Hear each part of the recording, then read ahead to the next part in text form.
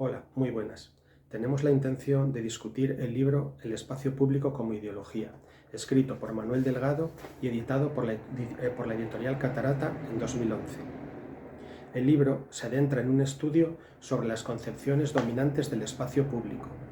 Bajo este enfoque, destaca el autor tres interpretaciones ampliamente aceptadas hoy en día sobre el espacio público.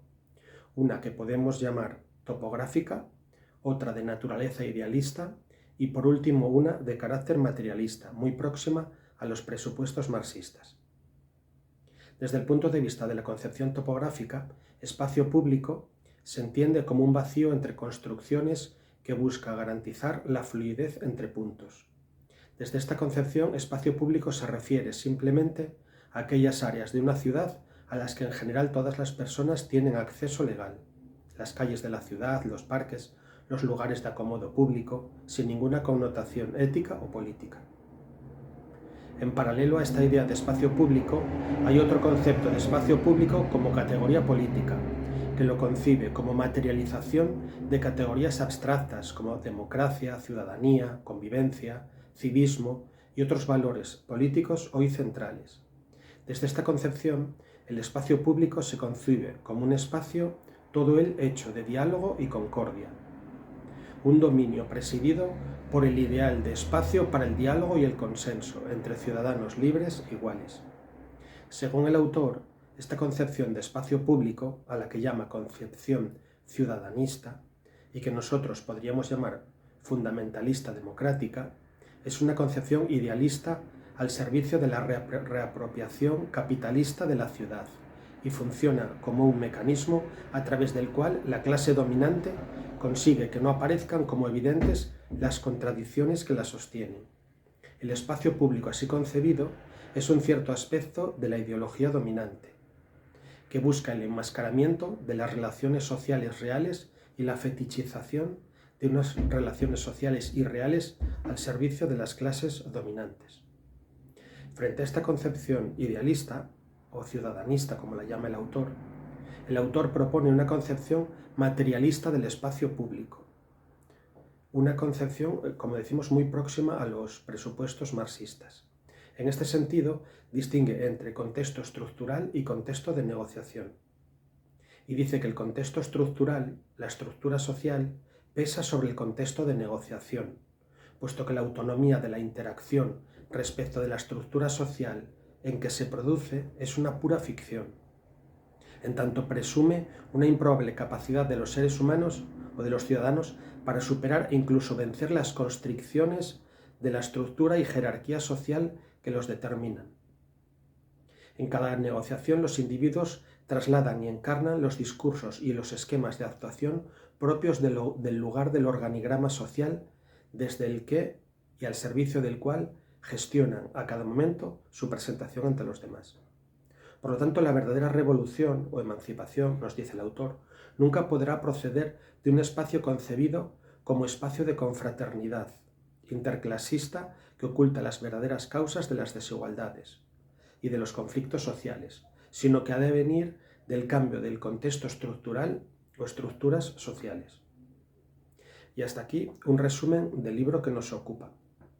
Para terminar, queremos llevar a cabo un breve análisis y valoración crítica del análisis del autor desde el materialismo filosófico.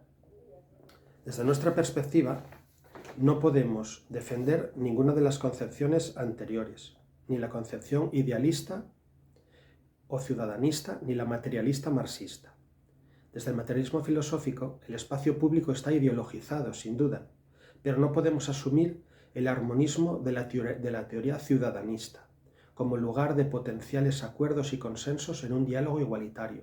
Pero tampoco podemos defender la concepción marxista que defiende el autor, porque no hay solo dos clases enfrentadas, ni tienen solo un carácter económico, ni todo conflicto busca cambiar en realidad el sistema económico, ni las clases, como dice el marxismo, son previas al Estado. Desde el materialismo filosófico, el Estado es anterior a las clases. Desde el materialismo filosófico, en el contexto sociopolítico, cada grupo social tiene una esfera de influencia y poder en un determinado espacio urbano, que puede tener un carácter más incluyente o excluyente, y que es percibida y representada por otros grupos, y en la cual estos grupos pueden reaccionar e imponer a su vez su propio radio de influencia y de poder.